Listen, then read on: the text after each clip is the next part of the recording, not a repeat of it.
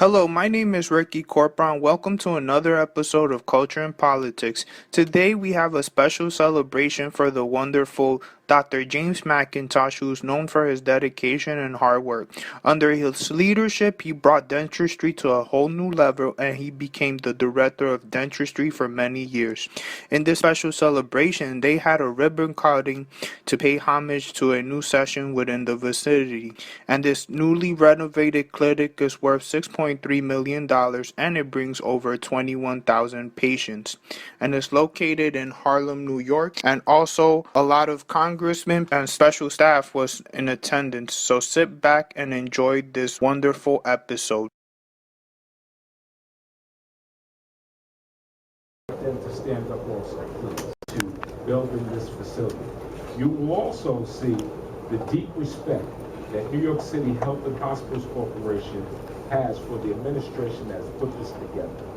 The hospital center and the director of the center, Dr. James P.R. King, and his team, has the Harlem Community Director of the center, Dr. James P.R. King, and his team has the Harlem community and is supporting it 100% to make this a transformation of dental work in Harlem.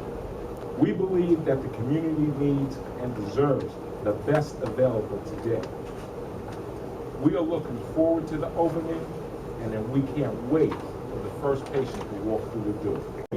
I would like to share with you a few words about Dr. King. Dr. King is the chief of the oral maxillofacial surgery and director of dentistry at Harlem Hospital Center. He is the past president of the medical board of Harlem Hospital Center. Dr. King is a diplomat of the American Board of Oral and Maxillofacial Surgery, a fellow of the American Association of Oral and Maxillofacial Surgery, and a fellow of the American College of Oral and Maxillofacial Surgery.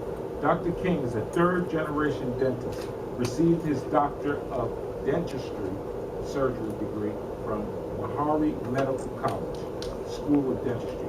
He performed his oral and maxillofacial surgery training at Harlem Hospital Center. He has served as the program director for the general practice residents, assistant director of the dentistry, and director of dentistry.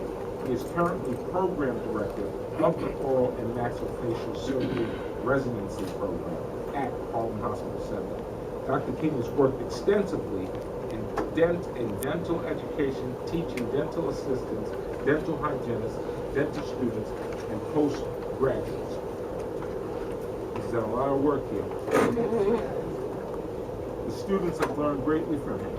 He has served as Harlem Community Director for over 26 years as a clinician, administrator, and an educator. Dr. King has participated in private practice, is an assistant clinical professor of dentistry at Columbia University College, a dental medicine and adjunct professor at Oslo Community College. It is his persistence and dedication that has gotten us in here today.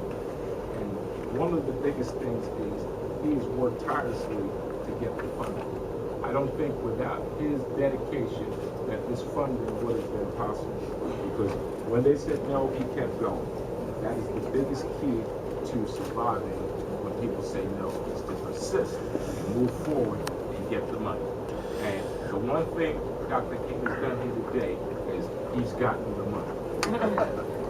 What we have to do now is take care of this great facility. He has been entrusted to develop and make this thing work, and without the people behind us, we won't be able to do it if we don't take care of the work. It is his persistence and dedication that has gotten us to this point. At this point, I'd like to go backwards one step before I bring Dr. King up as our city councilwoman has walked in. She, again, is part of the funding participation here. Friends of Harlem Hospital has given money to the facility to close the end of the gap to make this thing possible. What I'd like to do is acknowledge the board of Friends of Harlem Hospital Center. And the board from Friends, please stand. The members that are here. Thank you. Thank you. So I want to go back to Inez Dickens, the work that she has done. When Harlem Hospital calls on Inez, she's right there. She just doesn't say, I'll get back to you. Whatever we have asked for, she has done. But it is 100% that without her support, we could not make this possible. So at this time, I would like to bring our city councilman to the front, Ms. Inez Dickens.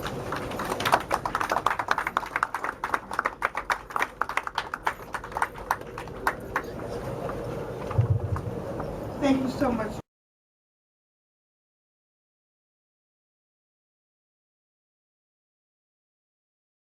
You know, it's a pleasure to be part of this.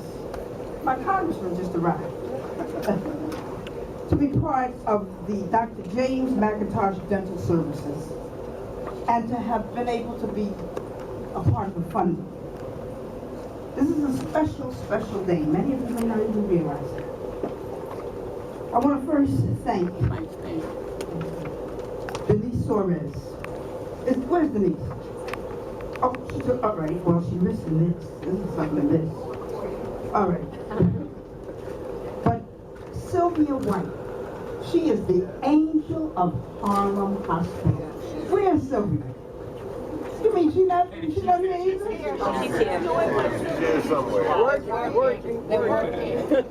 And Mrs. Gwen McIntosh, the widow of Dr. James McIntosh. Give it up for her.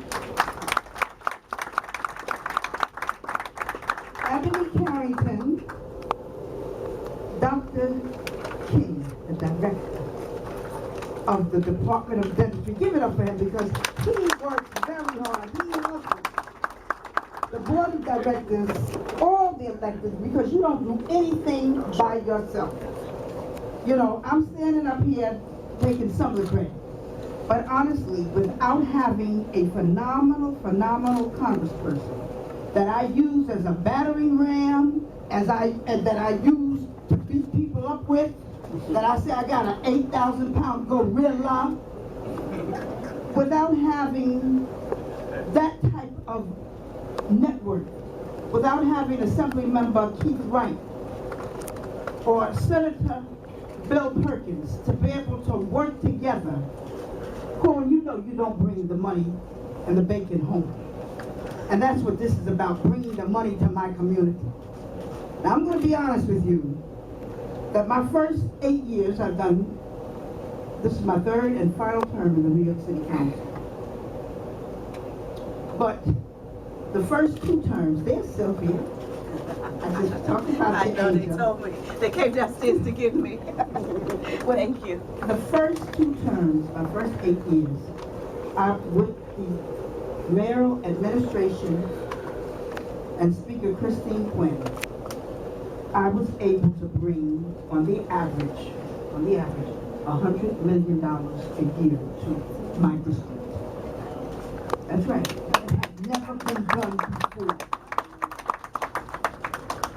You know, Lorraine Brown, you know we work hard. You come and give testimony, and Dr. Palmer, you were here when we were in the middle of the fight for Harlem Hospital.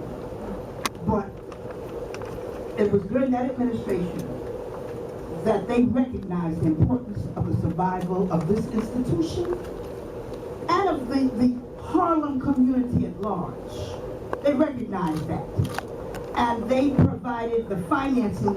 Now, they were tough, but I was able to negotiate and bring the financing that was needed, that Harlem was supposed to get, that this district was supposed to receive.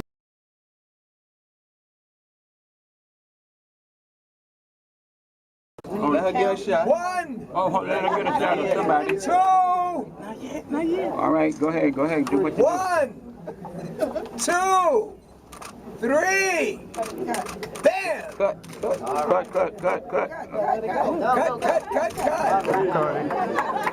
You don't want to use that scissor. Is it told not to cut so long? Nikon 300. Okay. Hang on 1 second. I used Now, the please D90 take a before, picture. it's pretty Come on, safe. you And now I two. got 3200 now. You two come out. Bodie out. Carrington. Baby. You Good, good, like.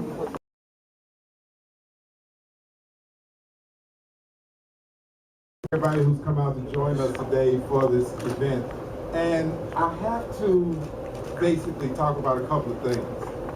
31 years ago, a new modern clinic opened the Women's Pavilion, and I have the article from the Amsterdam News that basically Dr. James McIntosh opened this great clinic in the WP building, 24 chairs, basically one of the most ultra-modern dental clinics in Harlem. A year later, I came. I've been here 30 years. I spent my 20s, my 30s, my 40s, half of my 50s here. But I came and I worked in WP for 30 years. Now we're on the cusp of going into the next generation. But I have to tell you my story because this is the culmination of a 14-year exercise that we're basically coming to fruition. So this all started when the modernization project started at Harlem Hospital. The mural pavilion was in there, and the dental clinic was in the original modernization project.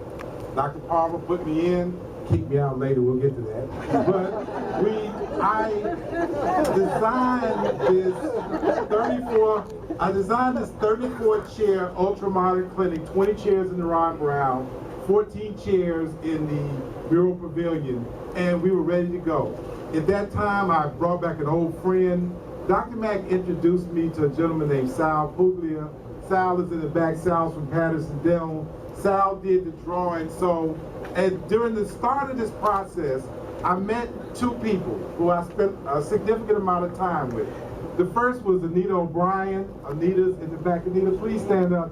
Anita O'Brien was the construction manager. I had $5.6 million. I was feeling good. But when we got to the Capital Committee, the project had ballooned to $9 million. And they basically sent us home with our tail between our legs and said, come back with a better plan. So what we had to do was that we had to figure out how to use this $5.6 million to get where we wanted to go. And what I finally decided, and as we say in HHC, keep patients first, we put all the money into the clinical section and we left the administrative part the way it was. So at this time, we're ready. We come up with a plan. But one of the things that kept happening is I kept running out of money. Every time I would turn around, I was out of money. I was broke more times than, the average person on the street in Harlem. But we continued to, fix. So the chairs were in, everything was in, and every time the project would grind to a halt, I knew it was money related. So finally one day I went in and Ebony looked at me and she said, well, first it was 100, then it was 200,000. She said, you're gonna need about $325,000 to finish. I said, well, I came up with 5.6 million. Let me see if I can figure out where we can come up with this $325,000. So at that time, the Friends of Harlem came in on their white horse. They did something they had never done before, which was they actually helped us finish this project. The $325,000, helped us get to where we are now. Now, during this 14-year process, a number of things occurred. And my family's here, and when the clinic was first gonna open, we always went on this, I don't call it a vacation, I call it a family retreat. We would go on this retreat every year, and I told my wife, she said, we're going, I said, I can't go. I said, the clinic's gonna open. So she said, okay. So her and my daughter packed their bags, and they went off. They came back, they said, the clinic open? I said, nope, for next year.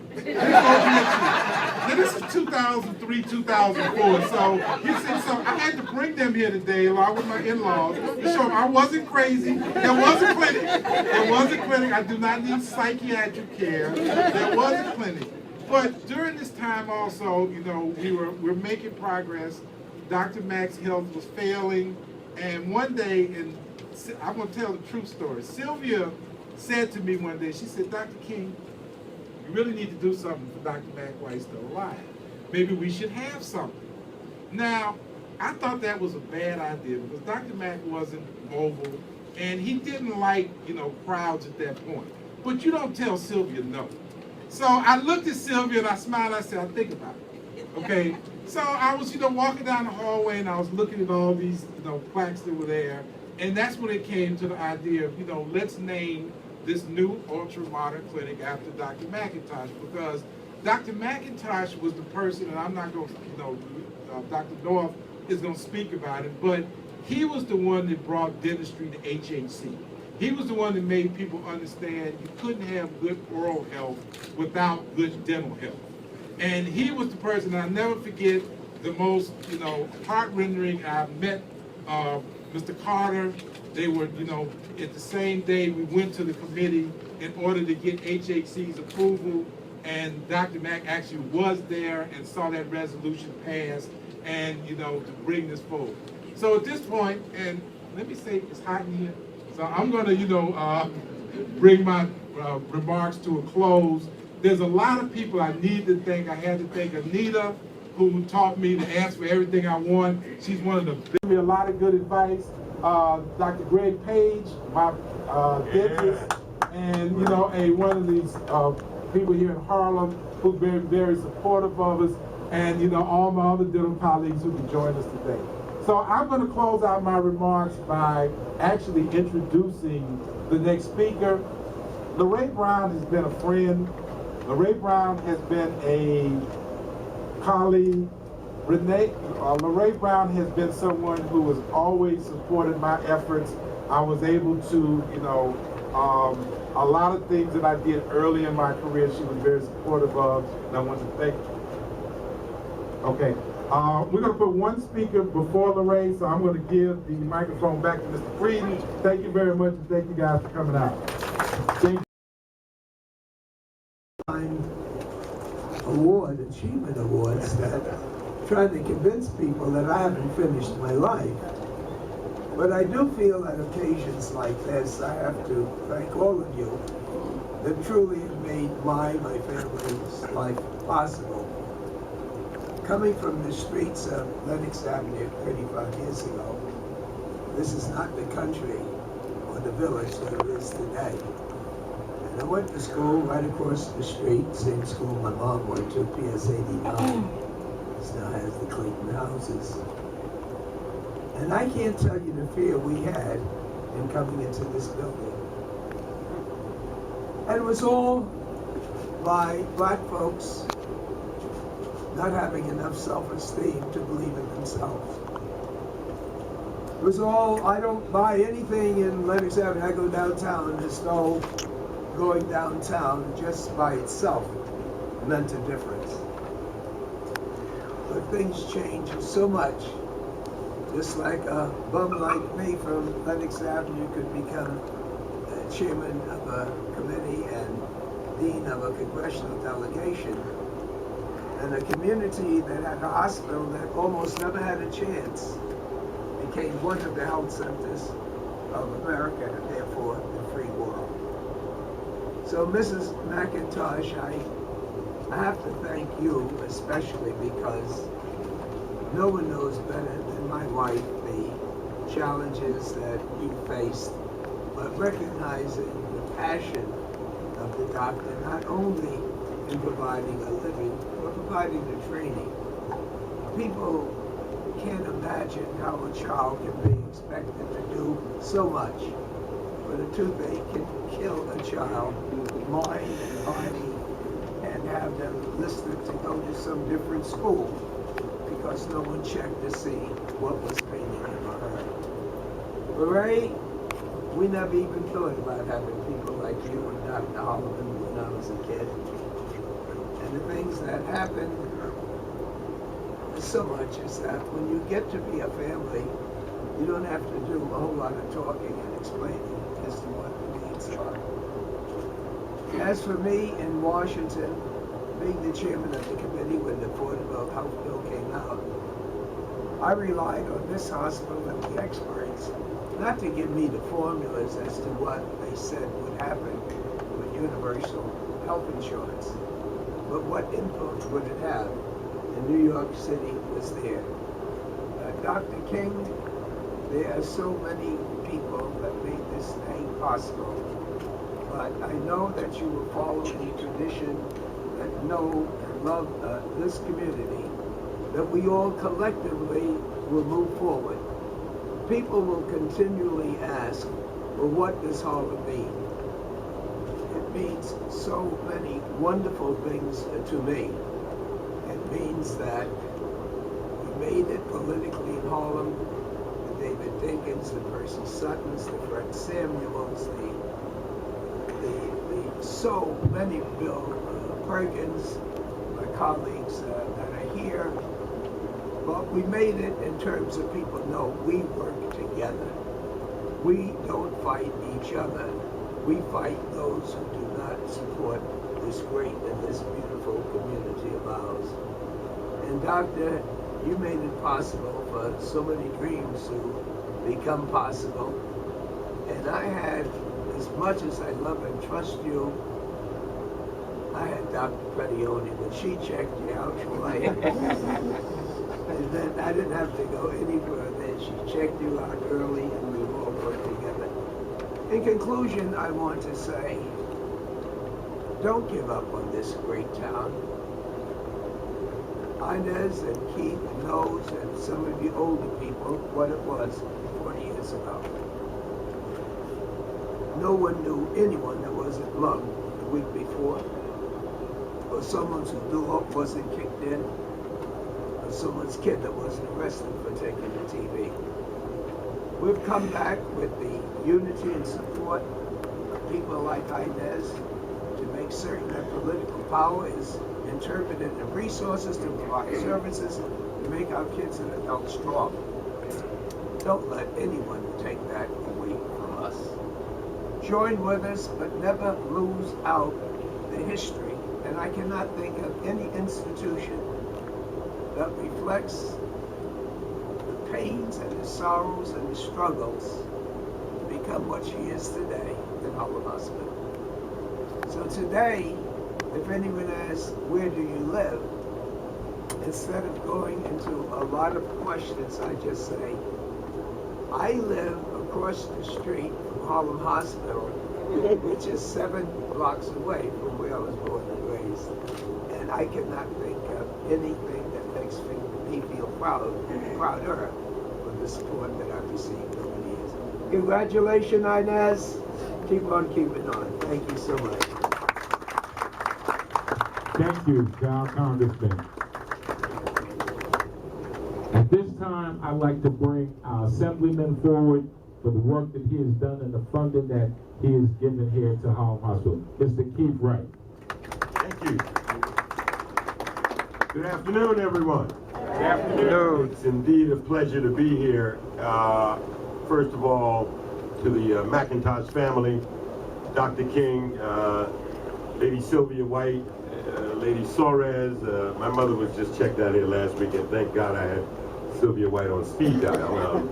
It always helps when you have Sylvia White on speed dial, believe me. When I tell you, it always helps. Corwin Breeden, all of us here today, I absolutely love ribbon cutting. I love a good ribbon cutting.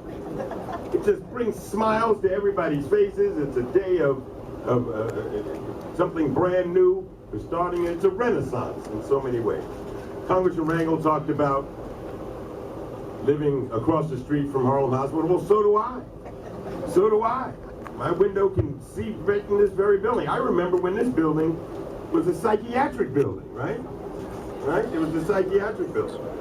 So I'm glad we're going through this renaissance. I remember Dr. McIntosh, wonderful. Loved him dearly. And so I certainly want to thank Inez Dickens for being able to bring the money up here for this new dental clinic. It's not easy to do.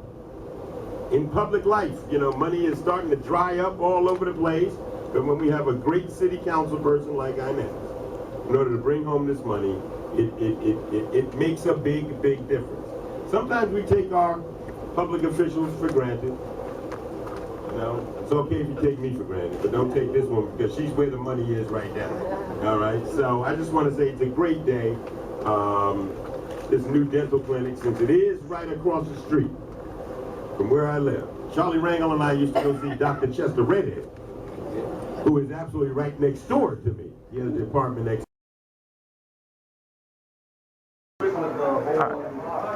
Ready? Yeah, you could ask her.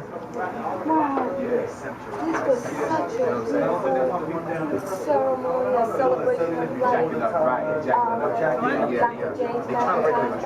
And I know that you're mainly responsible for this. It's just a tremendous celebration. Can you tell us a little bit about that? Certainly. My name is Sylvia White. I'm the Chief of Staff at Harlem Hospital Center.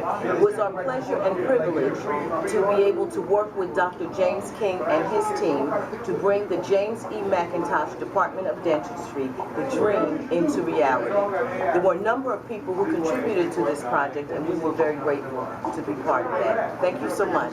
Thank you. Thank you so much. Tremendous celebration for Dr. Mack and his name. Doing all this work and how I prepared this wonderful dentistry in Harlem. Yes. Thank you. It was a labor of love. I've been here in Harlem for 30 years. When I came, as I was saying earlier, Dr. McIntosh had just opened his brand new clinic. So that was the house that Mac built. It's the house that King built, but it's dedicated to Dr. McIntosh. And he was in the forefront of bringing dentistry to Health and Hospitals Corporation and letting everybody to understand you can't have good health without good oral health. So, and another thing, the pictures and stuff, people are scared when they get to dentists. And you know, a lot of this art here in the pediatric dentistry area was done by kids. So, and the kids are really, you know, into, you know, they like it. It takes their minds off of, you know, being scared about the unknown. And it gives a very pleasant atmosphere, you know, to be able to come, get your dental care, and, you know, be very comfortable doing it. Thank you so much for sharing. That's good. Yeah. And your contribution towards it, and your thought about, I know when they're restaurant, the late James McIntosh, his honor and celebration of his beautiful picture. Yeah. Oh, you know, I was honored to meet Dr. McIntosh in '81 as a resident. He brought me here.